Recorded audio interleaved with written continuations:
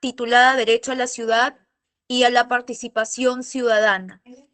Vamos a iniciar entonces con un breve resumen de su experiencia.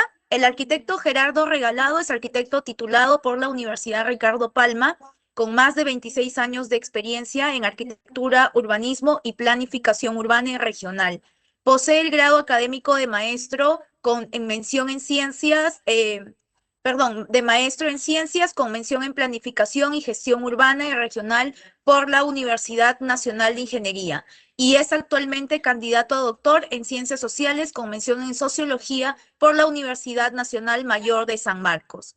En el ámbito arquitectónico, ha desarrollado proyectos como el Parque Zonal Capac Yupanqui en el RIMAC, la remodelación del área administrativa y Zoom del Colegio San Silvestre en Miraflores, el Colegio Emblemático Miguel Grau Seminario en Hilo, Moquegua, y el área de talleres del Colegio Waldorf en La Molina.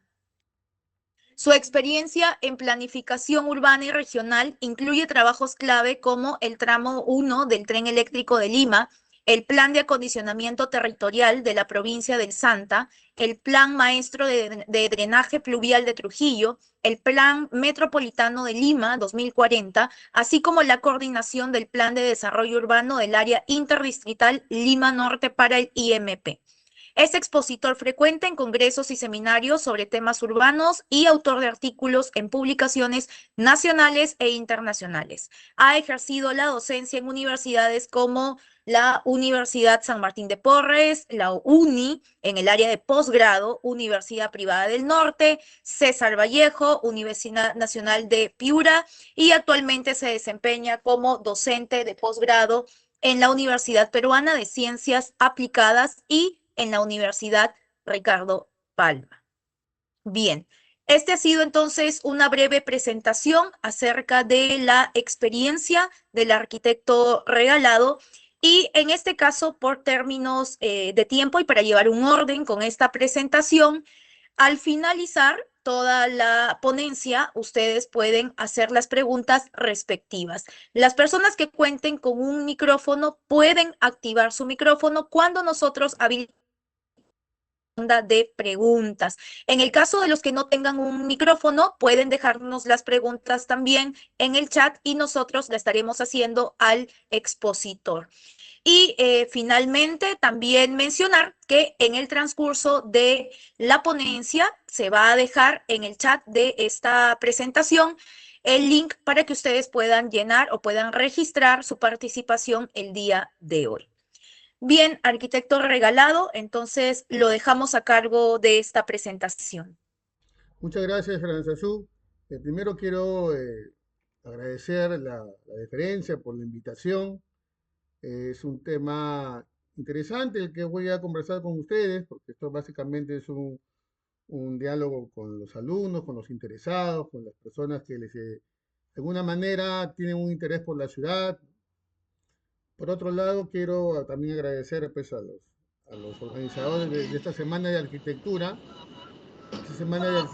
que siempre los tiene bastante ocupados en la Universidad Privada del Norte, en la que también he sido una vez profesor. Bueno, ahora lo que vamos a mostrar tiene que ver con ese concepto de la ciudad y por qué tenemos derecho a la ciudad y su relación con la participación ciudadana.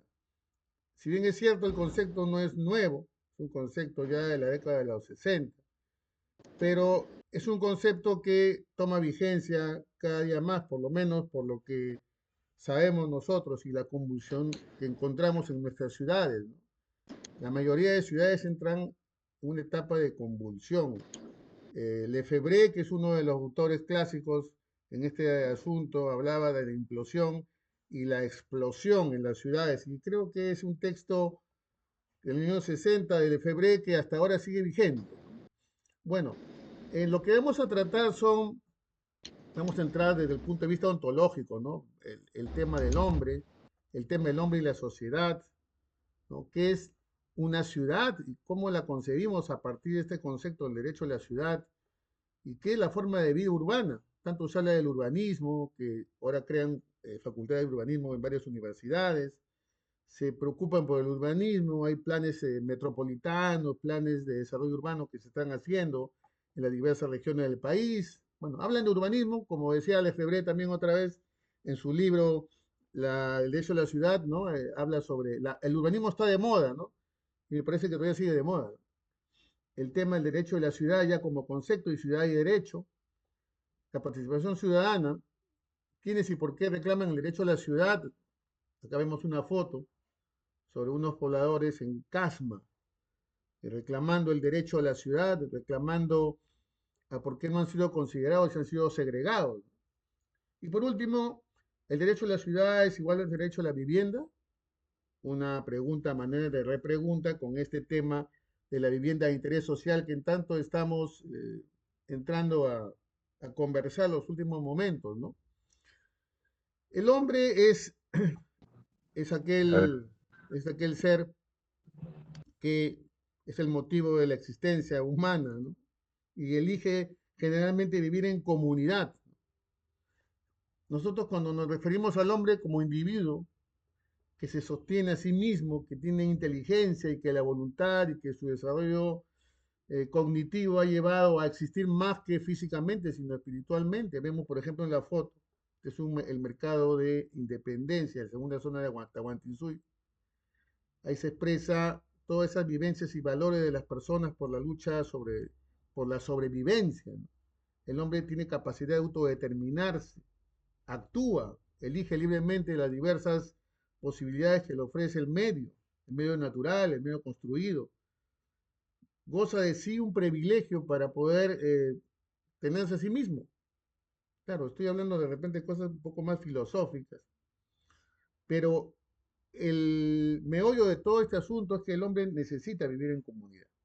Es un ser social, es un ser que necesita de los demás, y para el logro de su desarrollo tanto integral, ¿no? En el aspecto espiritual, intelectual y físico. Pero el hombre para vivir en sociedad tiene que tener una idea de rectitud, tiene que tener normas, tiene que saber qué es lo correcto, lo adecuado, lo que se ajusta a la norma, la regla, la conducta moral. Ahora que vivimos en un despropósito, ¿no? Legal de nuestro país, ¿no? Con dos fiscales de la nación y todo este problema, y hablamos de la moral, y hablamos de la conducta ética, y hablamos de la legalidad, ¿no? Y si bien es cierto, todos estos problemas que tenemos son porque se han olvidado estos conceptos y esta forma de vivir en sociedad, ¿no? Y el derecho es uno de los conceptos primordiales para poder vivir en comunidad.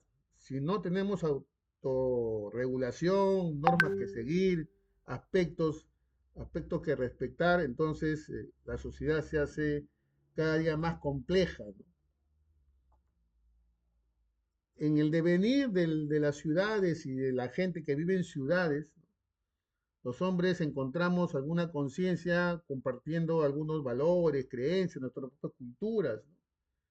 Nos conducen a veces los instintos, ¿no? Algún instinto altruista o instintos egoístas, ¿no? Somos al final seres humanos que nos equivocamos o acertamos, pero esa sociedad es la que nos llega a, de alguna manera, ennoblecer, ¿no? A partir de normas, a partir de valores, a partir de compartir estas vivencias entre seres humanos y que anidamos algún tipo de tejido, en este caso un tejido que se denomina ciudad. Y el hombre se identifica con ciertos modos de vida, ¿no? Se identifica con la vida en comunidad, eh, reproduciéndose socialmente y estableciendo normas que al final son consensos, que a veces los olvidamos, ¿no? Porque el hecho de pasar un semáforo en rojo es no contemplar la norma. El hecho de pasarse, digamos, omitir alguna norma o de no pagar impuestos también es una norma que hay que seguir dentro de la sociedad que reglamenta nuestras conductas. Pero la persona humana que elige vivir en comunidad puede haber elegido vivir en la ruralidad, puede haber elegido vivir en, en áreas donde no se come, por ejemplo, carne de res, ¿no? O en áreas donde se practica el ecologismo, o en áreas donde se practica hasta el nudismo.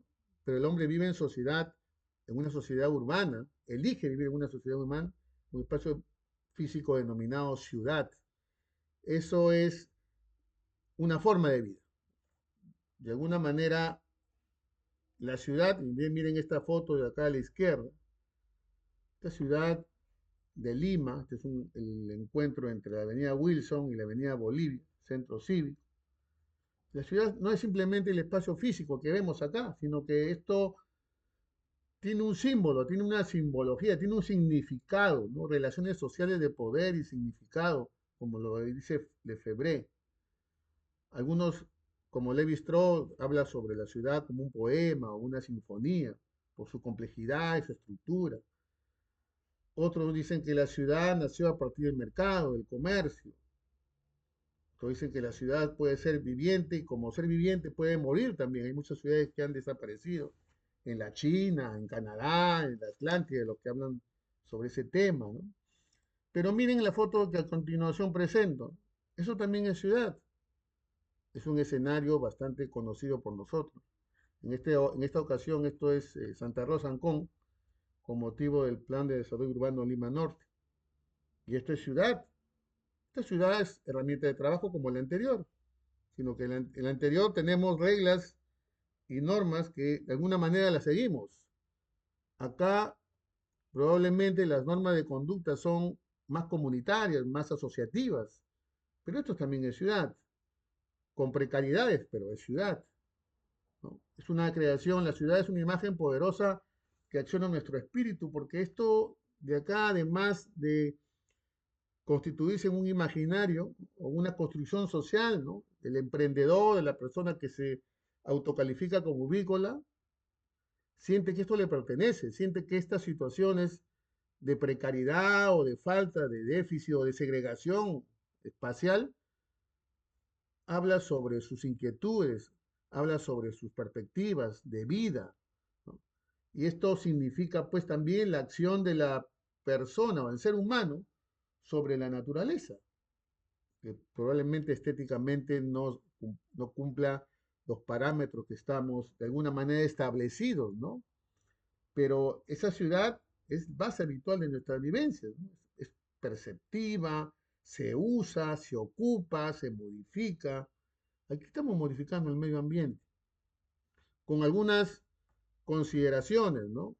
Que pueden implicar desde problemas de morbilidad o problemas de movilidad o problemas de accesibilidad y enfermedades, porque no tenemos, digamos, la capacidad de soporte para poder vivir en estas condiciones. Pero el ser humano, como hemos definido hace un momento, es un ser social que construye, que actúa, que se busca a sí mismo y encuentra estos resultados, y que también es parte de estas ciudades. Entonces vivimos en una forma urbana que se denomina urbanismo. Esa forma, ese concepto de urbanismo es convenientemente, digamos, preciso reflexionar, ¿no? El urbanismo, por lo menos, es una práctica social, es una acción social.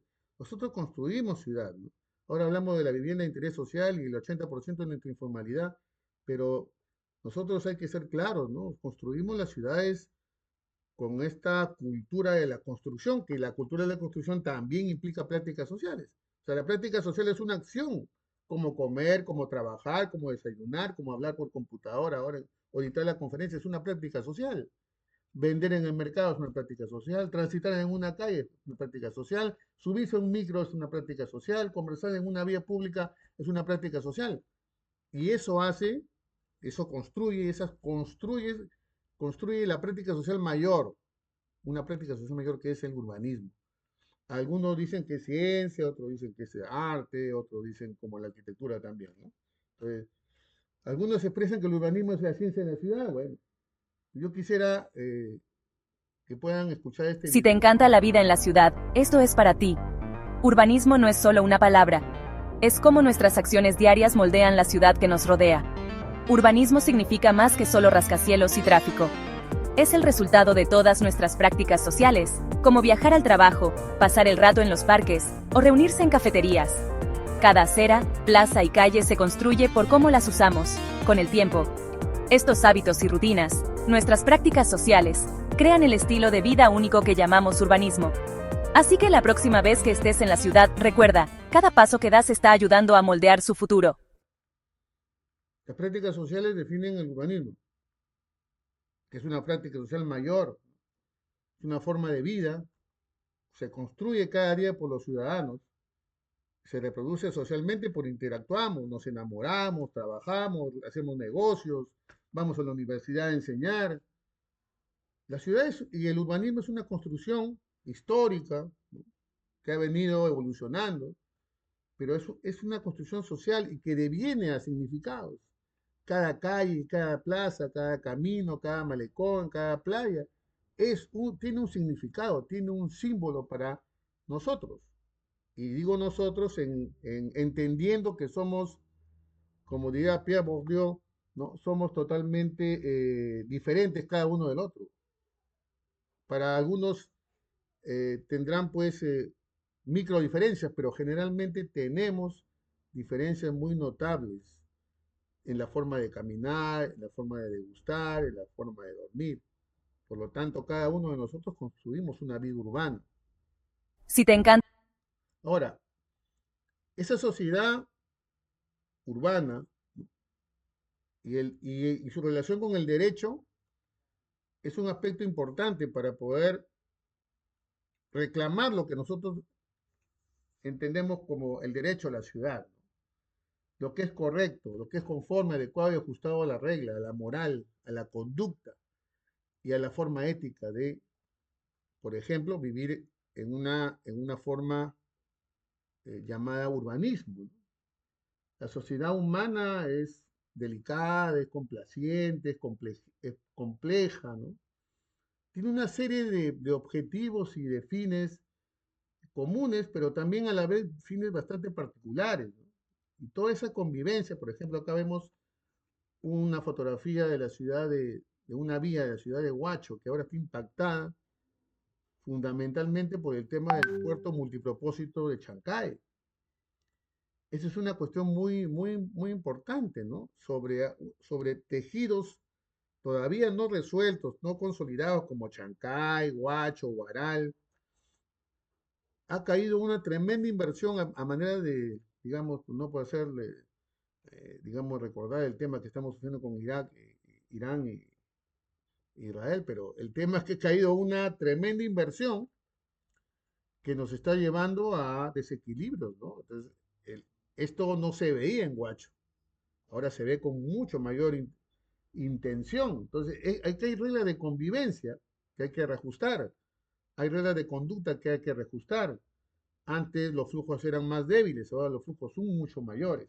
Entonces, ¿qué significa transitar por una vía? Es reclamar un derecho de tránsito. Nadie, como cuando queman las llantas y paran el flujo de personas, ¿no? Ahí están ocasionando problemas económicos, sociales, ambientales, porque queman las llantas. Entonces, si bien tienen derecho a protestar y a reclamar, también tienen obligación de respetar la libre circulación. Y esa convivencia implica algunas limitaciones en la esfera de las libertades y el poder de cada cual. Y de mantener y desarrollar una vida en común hace pues que tengamos que tener normas que expresan el consenso. Siempre digo que los arquitectos, urbanistas, ingenieros y todos los que dedicamos al tema de la ciencia de la tierra, debemos estar muy expeditos a mirar, por ejemplo, temas de urbanismo o el tema legal, ¿no? Hay que leer el Código Civil, hay que leer el Código Penal, porque al final nosotros estamos en una sociedad que exige ciertos respetos a normas, a reglamentos, a conductas, y a veces probablemente no son en buena forma lo que queremos, pero son normas que hay que cumplir, son normas de convivencia. Y no solamente está lleno de derechos toda la ciudad, sino también de deberes y obligaciones. Estamos viendo, por ejemplo, en algunos distritos de Lima como Chorrillos, Comas, que los alcaldes salen a patrullar y recuperan espacios públicos, porque hay gente que ha hecho sus escaleras en las veredas, hay gente que ha hecho sus baños para sus tiendas en las veredas, y eso está lleno en las redes sociales. Eso es derecho a la ciudad también. Eso es derecho al libre tránsito dentro de la ciudad. Entonces, esa conducta tiene que estar regulada de alguna manera. Pero esto del derecho a la ciudad tiene una larga data, como les confié hace un momento al inicio de la charla, y empieza, por ejemplo, con el señor que vimos acá a la izquierda, primero a la izquierda, con Henry Lefebvre, con su famosa obra El derecho a la ciudad, donde Lefebvre pues se aproxima a una crítica con el urbanismo funcional de los Estados Unidos, que hemos heredado y que todavía no salimos de esa tara, ¿no? Porque el urbanismo ha evolucionado en otras esferas, en otras ciudades, pero no ha evolucionado en nuestro país. Y seguimos pensando que el urbanismo en zonificación es un urbanismo funcional y ya eso ya pasó a la historia. Pero imagínense, en el año 60 y tantos, ya Lefebvre lo cuestionaba. El segundo que tenemos a la derecha de Lefebvre, tenemos a David Harvey. El tema con David Harvey es que él creía que la ciudad la podemos hacer y rehacer. Tenemos todo el derecho de hacerla y rehacerla. Es más, cuando caminamos, de alguna manera hacemos urbanismo y hacemos ciudad. Cuando nos desplazamos por la ciudad y observamos los edificios, lo que llamaba Le Corbusier promenade arquitecturales, estamos haciendo urbanismo, estamos haciendo ciudad. Porque la ciudad sin personas, sin caminantes, sin tráfico, sin dinámicas, simplemente se extingue. Tiene que haber esa actividad, esa práctica social que es el movimiento, ¿no? Al otro lado tenemos a Jane Jacobs con su libro Vida y muerte de las grandes ciudades. Y eso que Jacobs era bastante odiada por los urbanistas en los años 60 y 70 porque exponía pues toda la crítica del urbanismo funcional y las ciudades norteamericanas, ¿no? Tenemos al costado de Jane Jacobs, tenemos a Alexander Christopher, ¿no?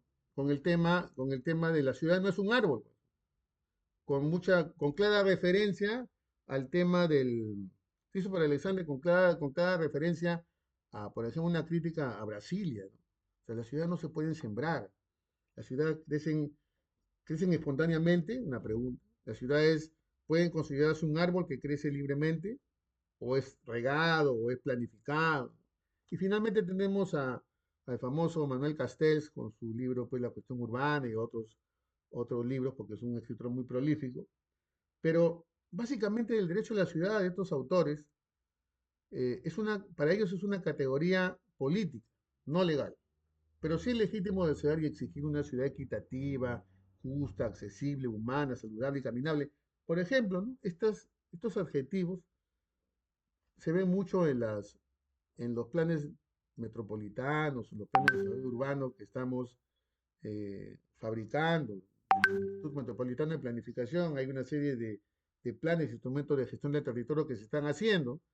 Y todos llevan esta firma, ¿no? Una ciudad justa, saludable, sana, accesible, que tiene que ver con la Agenda 2030 y que tiene que ver con postulados que, digamos, exaltan los derechos humanos y todo eso. Claro, a nivel de retórica podría ser interesante, ¿no? Pero ¿qué tenemos en concreto, ¿no? Porque el derecho colectivo de los ciudadanos a transformar y formar sus ciudades es justo, es democrático, como diría Harvey, a disfrutar de lo que se produce. En esta foto, que es un poco ampliada la foto que teníamos hace un momento, está disfrutando de lo que produce. Es una área que no está excluida o diferenciada o segregada. No, no. Disfrutar de su historia, disfrutar de sus atributos históricos monumentales, tenemos derecho.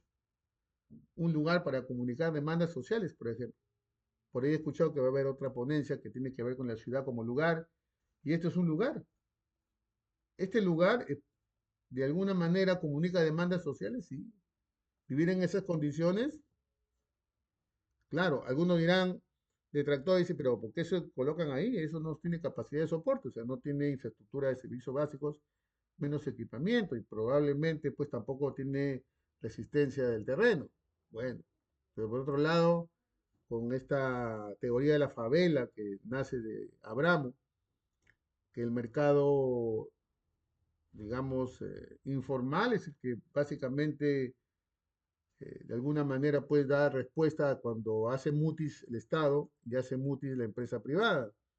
Cuando pensamos en una vivienda de interés social entre los que ganan 2.000 y 3.750 soles, cuando más del 40% de la población, y digamos, no puede, no llega ni a 2.000 soles. ¿De qué vivienda de interés social estamos llamando? ¿A qué vivienda de interés nos estamos refiriendo? Esto es un lugar que exige respeto por los derechos humanos y el ejercicio de ciudadanía, porque yo al ejercer mi ciudadanía me constituyo en ciudadano que reclama un lugar en la ciudad, ¿no? Como miembro activo, que tengo que seguirme a normas y leyes. Imagínense una persona que quiera construir ahí su casa digamos, aplicar la ley 29090 y con sus modificatorias para tener su casa y construirla, ¿no? O que llegue COFOPRI y que pueda hacer, ¿no?, el levantamiento, el catastro y darle algún tipo de titulación o de posesión. Esto es bastante complejo. Entonces, a partir del mecanismo de participación ciudadana, nosotros reclamamos nuestro derecho a la ciudad. Y no solamente material, ni solamente social, sino un derecho a la cultura ciudadana. El hecho de sentarte en un parque y poder leer o pasear tu perro, o comer a las palomas, o el hecho de disfrutar de un parque para pasear con tu bicicleta, con tus hijos, con tu perro, es derecho a la ciudad. El hecho de ir a un museo, el hecho de transitar, ahora con todo este tema de la inseguridad ciudadana, ¿hay derecho a la ciudad? Verdaderamente, tenemos que preguntarnos que no, ¿no? O respondernos que no. Este derecho a la ciudad que nos permite reclamar a partir de la participación ciudadana tiene conceptos claves, porque no es solamente que me llamen para el plan de desarrollo metropolitano y me peguen el plano o el mapa y me digan a ver qué les parece esta propuesta. Estamos remitiéndonos a la planificación 4x4, que ya está en las antípodas de la planificación. Estamos hablando pues de los de años 30, 40, 50, ¿no? 1950, 60. Participar y pedir un derecho a la ciudad implica pues intervenir, colaborar, coparticipar, buscar consensos. Es un proceso de aprendizaje continuo. No solamente que te busquen para elaborar el plano, sino que tiene que haber comités y colectivos que permanezcan durante toda la elaboración, la ejecución, la implementación, el monitoreo de los planes. Es la única forma de participar, no solamente en el momento del diagnóstico, de las propuestas, que dicho sea de paso, no las elaboran los verdaderos interventores o los verdaderos, digamos, involucrados, ¿no? Si al final la propuesta la hacen estos que se dicen llamar pues coordinadores o que dicen llamarse pues urbanistas, ¿no? Y solamente para el libro o para la foto, pero no convocan necesariamente una participación concreta que busca sinergias, ¿no? Que el resultado sea más la suma de las partes, porque al final lo que estamos pidiendo son políticas redistributivas. La participación ciudadana no puede quedar fija. No podemos entender que hay personas que ganan más o ganan menos en un nivel o un grado de participación. Tenemos que pasar de que nos den un tupper o un polo a tener una autodeterminación y autorregulación y autopropósito sobre el proyecto, hacer de nosotros mismos el proyecto. Pasar de beneficiario a actor del autodesarrollo. Acá vemos una foto, por ejemplo, de Argentina, con niveles de participación ciudadana, a pesar que es un tema turístico, pero el pintar, el mantener, en buscar los espacios para las manifestaciones culturales. Acá lo que estamos haciendo es buscando el tema de la participación ciudadana, pero también está ligado a los temas significativos, a los temas simbólicos. Es un ejemplo de una participación ciudadana sobre, por ejemplo, los grupos minoritarios o los grupos de trabajadores, ¿no? Al final, lo que queremos es pasar de esa acción pasiva, que recibes un folleto y que de repente por ahí opinas, a que tomas las riendas del proyecto y participas activamente, ¿no? Pero eso se construye, no es fijo, no es una cuestión que hay un manual, como los manuales que quiere imponer el Ministerio de Vivienda, Construcción y Saneamiento, ¿no? O sea, eso no es. La cuestión es metodológica y diseñada para poder tener una construcción, una organización de intervención en toda la fase del proyecto, porque eso va a depender, el éxito va a depender de la organización de la gente, de la flexibilidad de la gente, cómo se comporta, cuánto emotivo está o cuánto participativo está. Y ahí Dreyfus, el año 2019, plantea una escalera de la participación ciudadana, porque para poder, digamos, llegar a plantear un derecho a la ciudad y obtener el derecho a la ciudad, tenemos que pasar de la pasividad, que es el primer escalón, al autodesarrollo. Suministrar información, participación por consulta, por incentivos, no solamente incentivos en un tupper y un polo, como lo hace una gorra, como lo hace un partido político, sino incentivos de manera de capacitación. No podemos conversar de planificación si los demás interlocutores no saben lo que es planificación. Hay un gran problema, un diálogo de sordos, como un artículo que escribí para Construcción y Vivienda.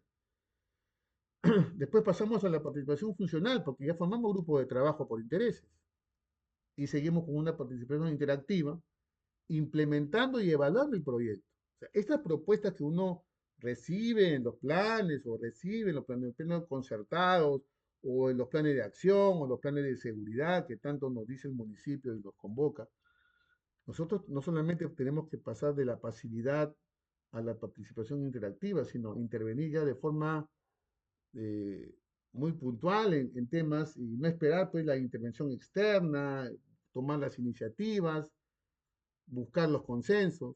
De eso se trata básicamente.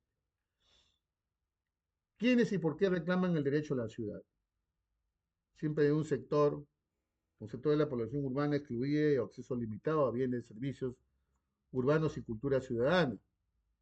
Y eso tiene que ver mucho con las figuras que estoy presentando acá, porque hay problemas resueltos que se han querido de alguna manera tocar en las calles, y hasta ahora seguimos, porque hay marchas, hay paros, reclaman un derecho a la ciudad, no solamente por el espacio público, sino por el espacio de conversación, por el espacio de consenso, ¿no? Entonces, lo que reclamamos no solamente son cuestiones de bienes y servicios urbanos, sino también cuestiones materiales y también de cultura ciudadana, que implica significado.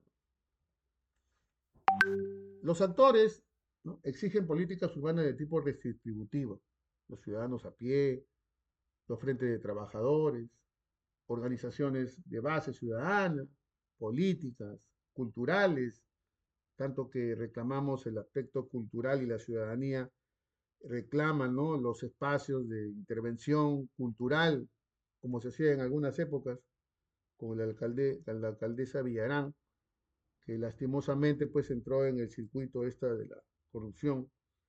Pero han habido algunas lecciones interesantes sobre el tema de la ciudadanía y la cultura ciudadana. Las organizaciones académicas, ¿no? Yo felicito a la universidad por preocuparse un poco de estos temas de la ciudad que son discusión necesaria dentro de la comunidad académica. Pero las universidades también se han olvidado de participar en los planes.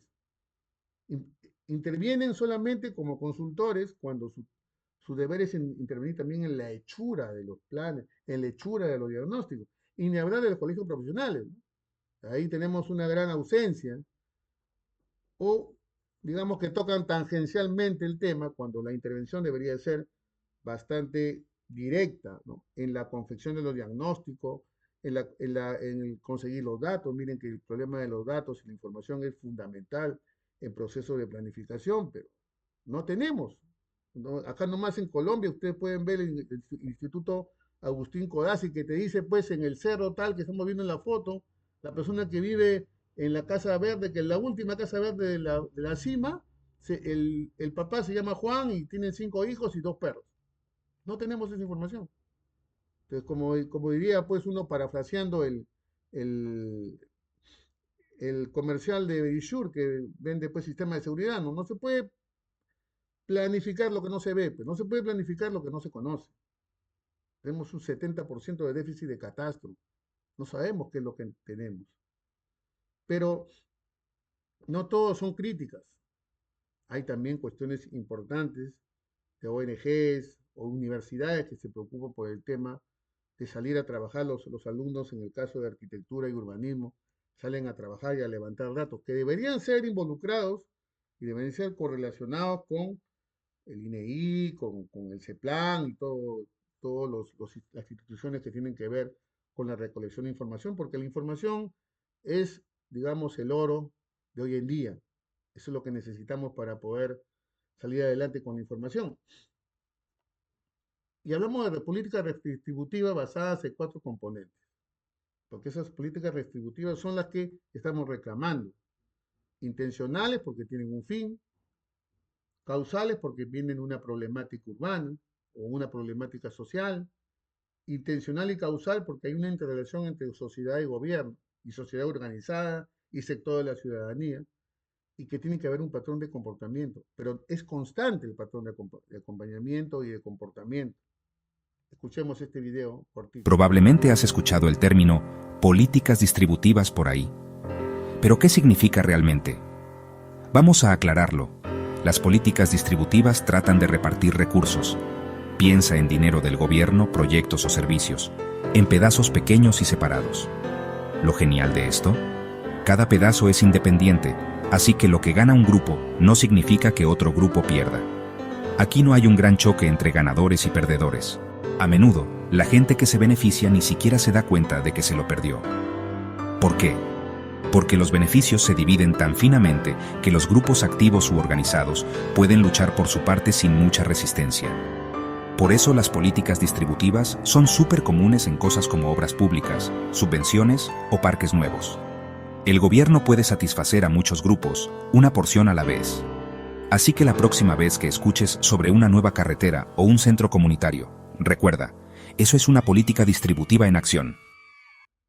Entonces, lo que buscamos en el derecho de la ciudad básicamente es reclamar, participar, no reclamar por tener, sino reclamar en la participación de confección de políticas redistributivas, que todos salgamos ganando, aunque al parecer, digamos, dentro de las políticas que se formulan en los planes y los planes del Estado, del gobierno, al parecer hay un balance que se asienta más en una que otro sector, educación o transporte y comunicaciones, ¿no? Pero sí estamos en políticas redistributivas, no se nota esa delgada capa fina, ¿no? De que uno pierde, otro gana, sino básicamente ganan todos, porque cada uno tiene su realidad, cada uno tiene una coyuntura diferente. Probablemente has escuchado. Entonces, ya terminando con esta charla, el derecho a la ciudad muchas veces se relaciona con el derecho a la vivienda. Y acá hay que hacer una cuestión, digamos, una tingencia, que me parece interesante porque a veces vivimos en esta vertiginosa vida urbana que no nos tenemos a pensar. Vivienda generalmente es un técnico político, es un término político. Y la casa ya está vinculada a cuestiones emocionales, fisiológicas, ¿no? Entonces, cuando hablamos de vivienda, lo que estamos hablando es un síntoma. Cuando vamos a una ciudad y vemos la vivienda, estamos viendo un síntoma de la capacidad de habitabilidad, de cómo vive la sociedad, de las carencias o de los déficits que tiene. Toda vivienda expresa un término político, pero la casa va más allá. La vivienda para el Estado no es simplemente, no es, digamos, una casa más su entorno urbano inmediato, no necesariamente. El Estado piensa que la vivienda es solucionar el problema de déficit cuantitativo, cuando tenemos más déficit cualitativo que cuantitativo. Miren acá esta foto de la izquierda. Esta es la realidad de las áreas periféricas, donde hay bastante segregación y fragmentación urbana. La vivienda de interés social muchas veces no cumple, y yo me atrevo a decir que las viviendas nuevas que están promoviendo o que están vendiendo ni siquiera tienen por lo menos esa maniobrabilidad o digamos, dimensiones que de alguna manera pueden hacer más saludable la vida, aunque acá tenemos cierta precariedad, ¿no? Pero no estamos hablando de vivienda mínima, por ejemplo. Acá la vivienda mínima se define por lo que tienes en el bolsillo. Pero la vivienda de interés social, la que estamos discutiendo todos los días, a nivel Estado, a nivel gobierno locales, es una vivienda que es hecha por un hombre masa. Es como ir a la tienda y agarrar la primera camisa que te encuentres y te la pones, si te queda bien, y si no te queda, pues te la pones igual, ¿no? O la mandas a arreglar con el sastre. O sea, lo que estamos produciendo son viviendas sin referirnos a un perfil sociodemográfico, incluso sin entorno, sin referirnos a un tema eh, básicamente del cliente. Estamos vendiendo viviendas como vender pues autos, ¿no? En serie. Entonces, esa vivienda monotipo, serial, no es un acierto para una sociedad que, como ya hemos visto y revisado, tiene pues ciertas formas de vivir, ciertas formas de conducta, tiene imaginarios sociales, vive de tal manera. La vivienda es una casa más un entorno urbano inmediato y que tiene que ver con infraestructura de servicios, con accesibilidad, con movilidad, con equipamientos básicos. Eso es básicamente la vivienda y el derecho a la ciudad. Entonces, cuando hablamos de derecho a la ciudad, estamos hablando también dentro de los derechos que tenemos sobre la vivienda, ¿no? Entonces, a manera de conclusión, creo que el hombre es un ser social, cada día más social, cada día más se reproduce socialmente, trabaja en entornos, a pesar de la individualización de las redes sociales, porque de alguna manera es social, pues. Por algo se llama redes sociales, porque el hombre se reproduce socialmente en esas redes, en el TikTok, el Instagram y todo eso. Y asociado libremente a un conjunto ordenado y coordinado y subordinado de normas. Tenemos normas, incluso las ponen hasta las mismas redes sociales, porque es un contenido que pueden transgredir algunos temas simplemente lo bloquean, ¿no? Pero nosotros vivimos en ese consenso, con esas normas, como habitantes de una ciudad cuya forma de vivir es el urbanismo, que es una práctica social mayor, y que esa práctica social mayor es la que estamos reclamando, algunos sectores más que otros. Y esto contiene aspectos materiales y sociales, pero sobre todo aspectos simbólicos, que queremos recuperar, que queremos hacernos suyo a partir de la participación de la ciudadanía en las políticas redistributivas, ¿no? En los planes concertados, en los presupuestos participativos, en la comunidad de barrio. El hecho de ir a hacer tu novena con las personas que hacen en la plaza también es derecho a la ciudad.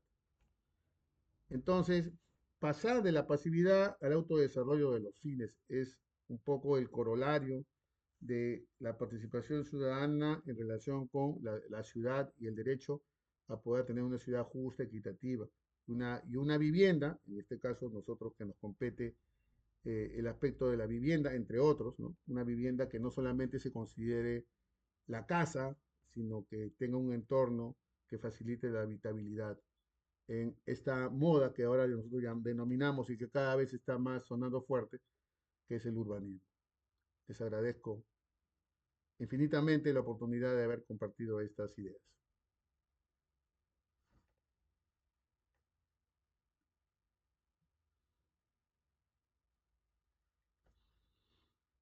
Muchísimas gracias, arquitecto Regalado, por su brillante exposición. A continuación, algún participante en el espacio tendrá alguna consulta respecto al tema desarrollado. Pueden hacer a través del chat o usando el micro.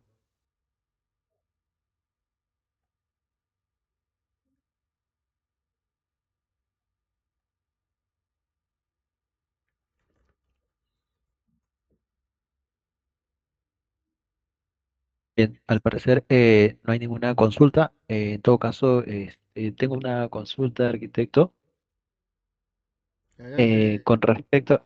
Muchas gracias. Con respecto a, mencionó que hay una confusión, ¿no? O digamos, a veces se malinterpreta que el derecho a la vivienda por el derecho a la ciudad, ¿no? Y ¿cuál considera usted que es digamos,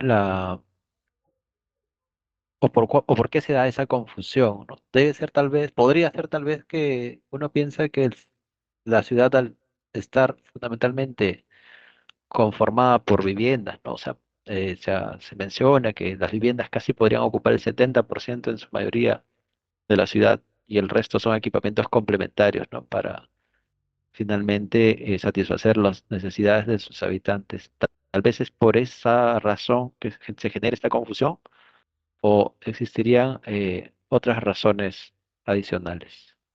Bueno, esa pregunta es bastante, digamos, compleja. Yo comenzaría reflexionando sobre lo que dice el arquitecto, este famoso arquitecto que tenemos, Enrique Siriani, que habla sobre, en su libro Todavía Arquitectura, una entrevista que le hace el arquitecto Willey Dudeña, que habla que la ciudad, bueno, es simplemente la materia prima de la ciudad y la vivienda, ¿no? Entonces, pero yo creo que eso viene incluso mucho más allá del ser, el estudio del ser humano, donde tenemos una primera piel que es la piel, la dermis, ¿no?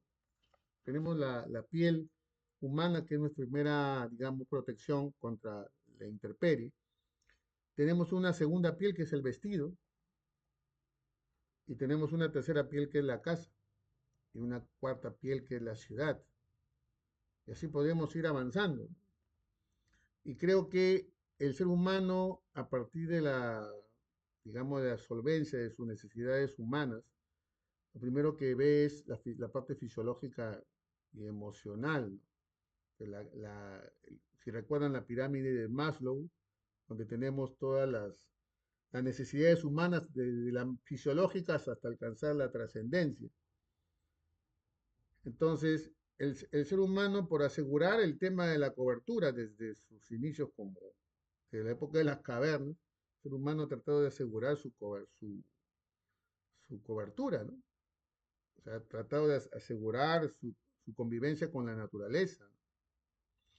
Y una vez que el ser humano ya aseguró la convivencia con lo que ya comenzó a salir y a relacionarse, a figurar en una comunidad, a trabajar y ya va solucionando o solventando algunas otras necesidades hasta llegar a ser, digamos,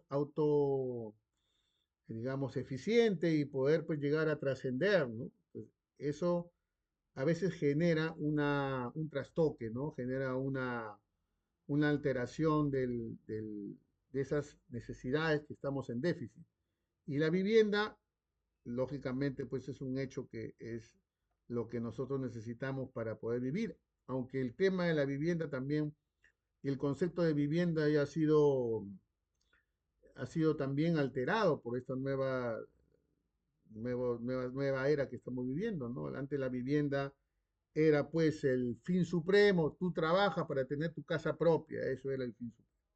Ahora ya no, porque las personas lo que buscan es una seguridad financiera, de ganar dinero o de tener activos pasivos para que la vivienda se pague sola y no hay necesidad de que tengas una vivienda a tu nombre. Entonces, cada vez, digamos, estamos cambiando los paradigmas de desarrollo. Entonces, por eso que a veces se confunde, pero yo creo que más allá de la vivienda, hay que pensar en una casa que abrigue desde que estamos dentro hasta que estamos fuera, con todas las facilidades para vivir en lo que nosotros denominamos forma urbana, urbanismo.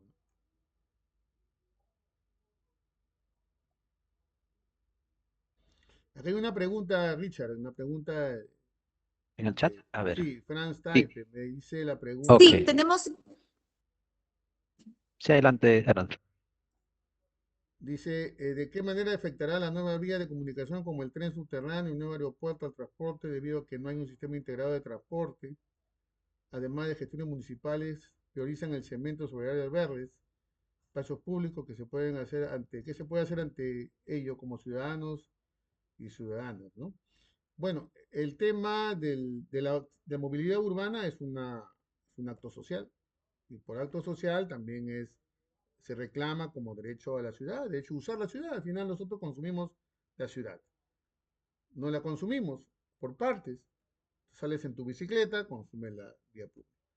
Vas a comprar al supermercado a la hora que pasa por la vía y pasa por los parques, consumes. Entonces, el asegurar la movilidad tiene que ver con el sistema de movilidad. El sistema de movilidad que tiene tres partes, la infraestructura, el transporte propiamente dicho y el centro de control y regulación de tráfico. Si no tenemos estos tres elementos en un sistema de movilidad completos, la movilidad no será óptima, pues será, digamos, en un porcentaje. El aeropuerto también es parte del sistema de movilidad. El aeropuerto también, el puerto también. Entonces, simplemente tenemos elementos de planificación, lo que no tenemos es voluntad política. Pero yo creo que se va a ir construyendo de a paso, ¿no? La línea 2 ya está casi, digamos, casi a un 90 y tanto por ciento. Entonces, estamos viendo que ya se están haciendo las interconexiones. Lo que queremos es, de alguna manera, tener multimodalidad, o sea, muchos modos de movernos en la ciudad, e intermodalidad, que pasemos del patín o del scooter a la bicicleta, y la bicicleta la dejo enganchada y me voy en el tren, y el tren me bajo en la estación y camino a mi casa. Intermodalidad. Y además multimodalidad. Si eso lo vamos alcanzando de a pocos, de repente ya no lo veremos, pues no en el caso de mi generación, pero ya en caso de ustedes van a ver una ciudad un poco más ordenada, con algunas, hay cosas que se pueden mejorar, ¿no? Cosas que mejorar. El tema del aeropuerto es un tema también bastante grande que ameritaría otra conferencia, pero siempre he pensado que, y cuando enseñaba en pregrado hablaba yo del master plan. Los que han sido mis alumnos me dirán, oye, ¿se acuerda del master plan del arquitecto regalado? Pues, en fin, ¿no? El master plan era no un instrumento de planificación per se del territorio, del tejido urbano, sino que se planificaba la ciudad a partir de la estructura urbana que se iba a arreglar para recibir un objeto arquitectónico. Es como si yo no me bañara pues 3 días y me voy a poner un traje nuevo. Yo tengo que arreglar la estructura urbana para colocar el elemento. Entonces, de manera que si yo arreglo la estructura urbana y planifico la estructura urbana que va a rodear ese elemento, ya tengo accesibilidad, tengo movilidad, tengo cuestiones que tienen que ver con el aislamiento, dirección de vientos y todo. Una vez que ya tengo eso, voy a denominar núcleo duro, algunos que han sido mis alumnos, el núcleo duro es donde estaría el aeropuerto. Ya aseguro accesibilidad, movilidad, intermovilidad, aseguro zonificación, uso de suelo, acorde con lo que voy a colocar ahí. Entonces, se debería planificar todos estos grandes centros generadores de viaje como el aeropuerto, terminales, hospitales, grandes colegios, universidades, de afuera hacia adentro. Y después ya de adentro hacia afuera con el objeto arquitectónico.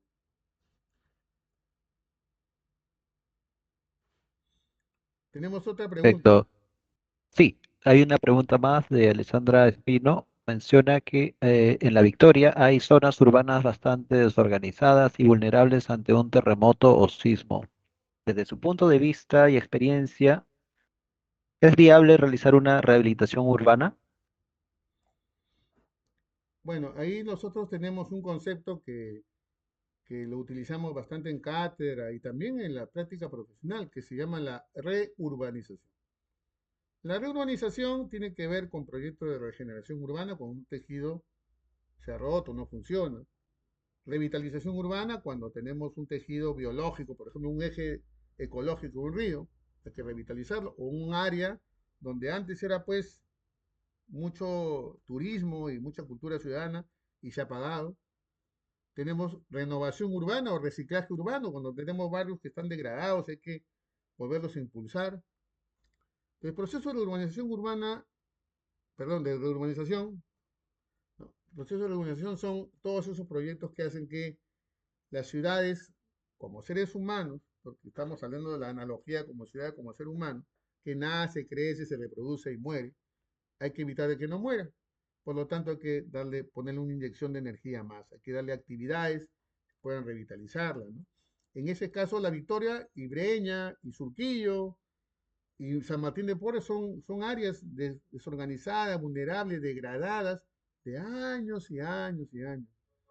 Ahí lo que ameritaría es todo un estudio, y eso también lo ha especificado de alguna manera el Plan Metropolitano 2040, de áreas donde hay que hacer saneamiento físico-legal, donde hay que hacer reajuste de suelos, donde hay que hacer acumulación de lotes, donde hay que expropiar, y esto de expropiar no es malo. Expropiar es parte del trabajo de los planificadores y los que rehacen la ciudad. Por lo tanto, expropiamos y hacemos una nueva un nuevo tejido, adherimos el tejido, un tejido nuevo, un tejido vital, un tejido dinámico, ¿no? Y vamos a expropiar esas casas que verdaderamente están con problemas estructurales que pueden ser afectadas por sismos, ¿no? Esto también es muy importante, por eso que el término básicamente que engloba todas estas intervenciones se llama reurbanización y está en el Reglamento Nacional de Edificaciones. Eso es lo interesante, ¿no?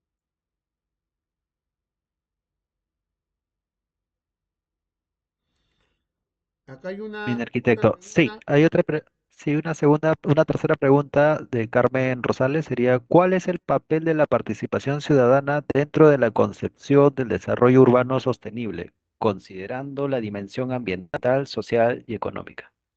Claro, justo estaba enseñando la escalerita, ¿no? Esta escalerita de Dreyfus del año 2019. Esta escalerita, y les voy a pasar el PPT de mi ponencia, eh, porque el participar activamente como ciudadano, o sea, yo me considero ciudadano porque vivo en esta ciudad, almuerzo, trabajo, estudio, hago investigación, me paseo por la ciudad, y tengo lugares donde yo recuerdo mi niñez, mi juventud, y tengo lugares donde yo quisiera ir a futuro, ¿no? Tengo una imagen colectiva de mi ciudad y el participar significa pasar de la pasividad a un plano de autodesarrollo, como dice la escalerita.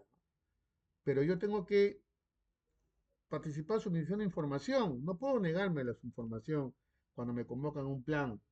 Debo de participar en las consultas, debo adherirme a un grupo de trabajo.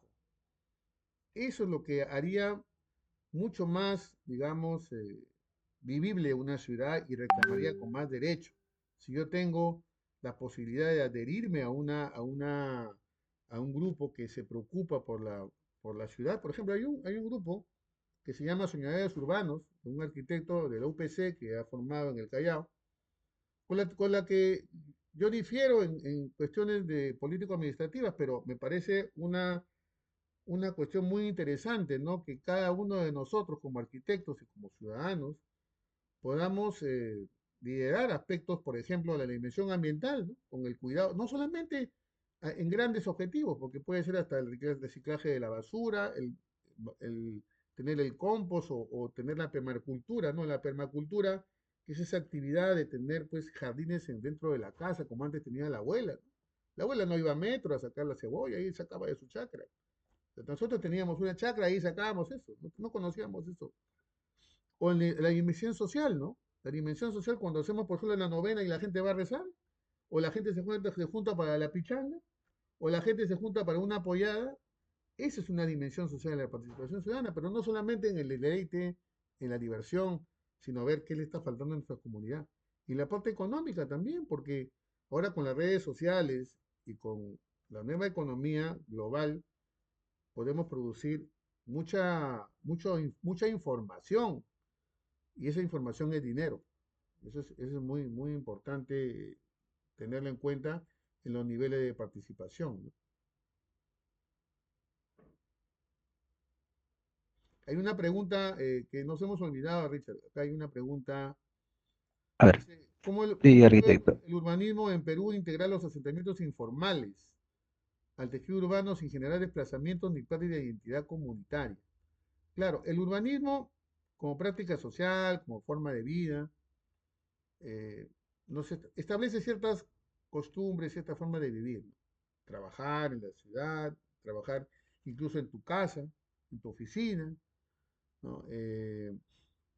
Y estos asentamientos informales, que es la mayoría, casi un 70%, si no decir 80%, de asentamientos informales, tienen pues, ese es el escenario común de nuestra ciudad. Te vas a Huancayo, te vas a Trujillo, te vas a Piura, te vas a Contamana, te vas a Chabayococha, te vas donde te vayas, vas a encontrar ese escenario, asentamientos informales.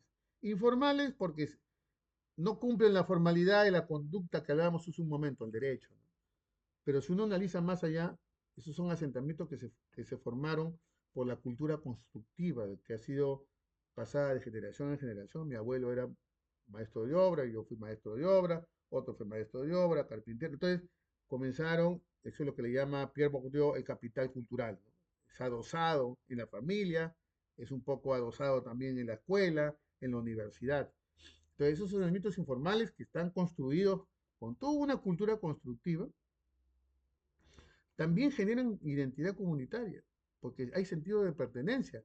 El hecho de dejar ahí de que el mototaxi, el gran factotum, ¿no? Del desarrollo urbano informal, de alguna manera, te lleva, pues el mototaxi te lleva a esas alturas, ¿no? Te ven la foto que les mostré acá, esta foto esta ciudad, ¿no? O la anterior, ¿no? Esta foto de las ciudades, esta foto de acá, que creo que es un poco más convincente, ¿no? Esta foto, ¿no? El mototaxi llega acá. Acá no llega a veces ni la policía, salvo que hay un crimen, ni los bomberos va a llegar. No llegan ni el transporte público, menos pues el metropolitano o los alimentadores. ¿Quién llega acá? El mototaxi. El mototaxi es el que ha fabricado todos estos escenarios que vemos en las periferias. Y el mototaxi es parte de nuestra identidad comunitaria. Nos ayuda a construir nuestro hábitat. Entonces, yo creo que los tejidos informales, como le quieran llamar, ¿no? Estos desplazamientos que tenemos hacia las periferias, yo creo que no se pierde la identidad comunitaria, más bien se afinca. Lo que necesitamos son políticas redistributivas, como decía en mi exposición, que generen un hábitat mucho más justo, equitativo, y no se trata de que todo sea nuevo, sino que permitir algunas intervenciones, porque ya lo ha demostrado el arquitecto Enrique Yata, no sé si lo conocen, con su ONG que tiene, y él, uno de los pobladores, le permitió, ¿no? Diseñar una vivienda, caramba, con todas las condiciones de asoleamiento, manejo de suelos, vientos, temperatura, humedad, se puede hacer. Lo que falta es voluntad política, ¿no?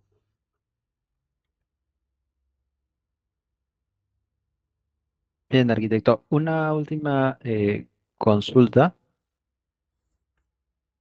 Dime, dime. Sí, a ver, eh, la gestión de riesgo de desastres en muchos distritos solo está en el papel. ¿Qué se puede hacer para prevenir los daños ante un posible terremoto? Mira, la otra vez, hablando con un alumno, ex alumno, me dice, arquitecto, con esto del sismo, me llamó un amigo y me dice, quiero que vengas a mi casa y vengas con un plumón y me señales las zonas de protección donde yo puedo ubicarme en un terreno. Y le dijo, pero yo vivo en un edificio de 20 pisos. Y él era el jefe o el presidente de la Junta de Propietarios. Y al final, la Junta de Propietarios dijo, ya, que venga a todas las casas. Y lógicamente, sus honorarios y todo eso. Resulta que este muchacho ha puesto una especie de empresa, y ahorita no, hace menos de una semana con el sismo, ¿no? Y que verifica condiciones estructurales, es arquitecto, pero tiene conocimiento de estructuras, donde se puede, entonces, le señala, se ha mandado a hacer sus, sus eh, stickers, sus cuestiones de señalética, para colocar. Entonces, está haciendo negocio de eso, de algo que, por ejemplo, es una respuesta a que la municipalidad no dice nada. Tú, a ver, empecemos porque no existe lo antisísmico, ¿ya? Eso no existe. Lo que te va a dar la estructura más diseñada y más hecha así con la mejor tecnología son 5 o a 6 minutos para que puedas escapar. Porque un sismo de 9, 8, 9 ya no la cuentas. Ni San Benito te agarra. O sea, nadie, te vas. Entonces, la única forma es que, si es antisísmica, porque te permite 5 minutos para escapar. Eso es de arranque. Ahora, lógicamente que estructuras de esta naturaleza, como la foto, o mejoradas en San Isidro, Miraflores, o barrios que están consolidados con cierta modernidad, también igual, con un sismo de 8 o 9 se va a venir abajo. Tenemos 5 minutos para escapar. Pero lo que tenemos que saber es escuelear a la gente. Hay que escuelear. Hay que comenzar a vender el producto que es la escuela en una sociedad que está registrando fenómenos sísmicos, ya comenzamos a sentirlo. en Chile hay una escuela sobre esto y se pasa certificaciones y se pasa inspecciones. Ahora, nosotros tenemos 80% de informalidad, lógicamente. Acá lo que tenemos que hacer es escuelar a la gente para que pueda evacuar en un momento de decir, porque esto se va a venir abajo. Por licuefacción de suelos o por inestabilidad de taludes, qué sé yo. Se va a venir abajo. Entonces, lo que necesitamos es escuela. A mí me parece que eso es fundamental para poder hacer frente a lo que va a venir. Y de que va a venir, va a venir. O sea, eso creo que no está en duda, ¿no?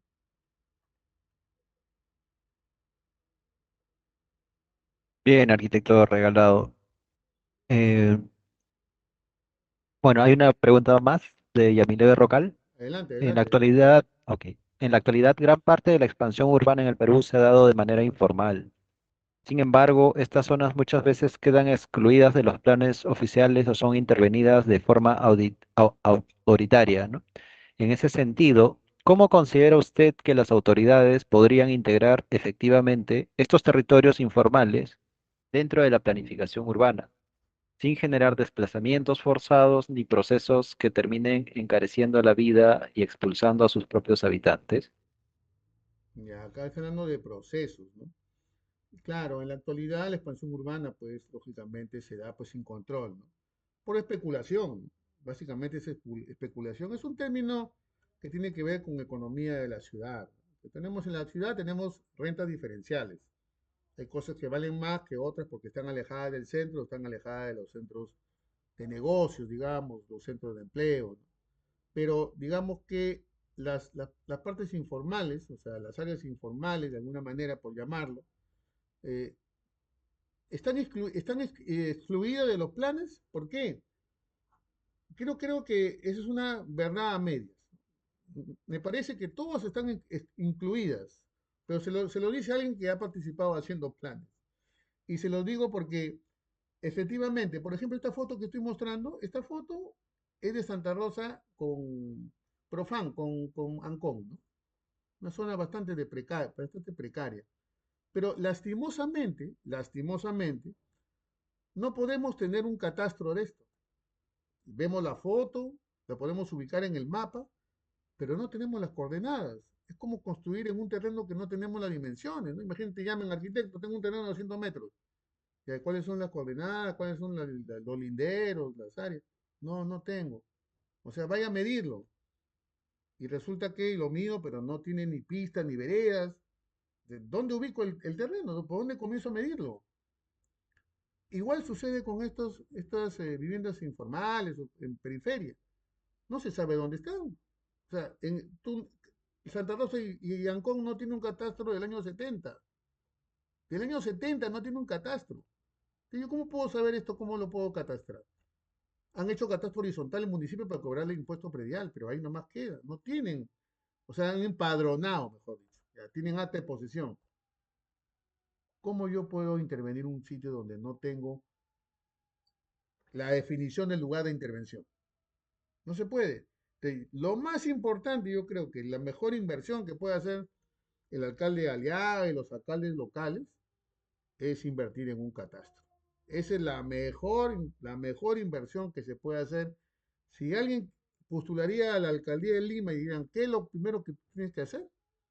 Yo como técnico le diría, mira, primero que tienes que hacer es un programa de catastro metropolitano o megalopolitano, porque estamos hablando de una megalópolis. Es lo mejor, porque conociendo el territorio ya podemos intervenir por partes, pedacitos, qué sé yo, ¿no? Perfecto, arquitecto Regalado. Eh, bueno, no hay más preguntas. eh, entonces estaríamos dando por concluida su charla y agradeciéndole por su exposición. Está cordialmente invitado el día viernes a las 2 de la tarde. Si te Se va a realizar un evento por los 10 años de la Pro- carrera de diseño industrial, ¿no? Que está dentro de la Facultad de Arquitectura y Diseño. Está cordialmente invitado, donde podríamos darle de manera presencial el certificado de participación. Igual se va a enviar el certificado de manera virtual a su correo y estaremos bueno, a la espera de que nos dé una respuesta a la invitación, de ser posible. Por favor, nos contactamos para ver las coordinaciones respectivas. Ok, Richard, yo aprovecho para felicitarlos por la organización del evento. Siempre la UPN ha tenido esta iniciativa de ventilar asuntos muy importantes. Mira, vienen otras ponencias. También quisiera escucharlas porque son muy interesantes. El tema de reflexión sobre la ciudad es muy interesante. Porque al final los arquitectos no podemos desentendernos de la ciudad. Eso es una cuestión, un despropósito total. Que nosotros arquitectos somos urbanistas, somos planificadores. Así no tengamos el rótulo, ¿no? Que hay que preocuparnos por la ciudad porque al final es un gran laboratorio donde trabajamos, que es la ciudad. Te agradezco y aquí les dejo un poco mis redes sociales donde trato de compartir también conocimientos en forma de video y de podcast que tengo en mi podcast Dialéctica Urbana y que Genial. si quieren conectarse, bienvenidos, están totalmente invitados. En Facebook estoy como planificador peruano y ahí vuelco muchas de las investigaciones que estoy sacando por el momento. Muchas gracias. Muchas gracias, arquitecto Regalado. Hasta una próxima oportunidad. Gracias.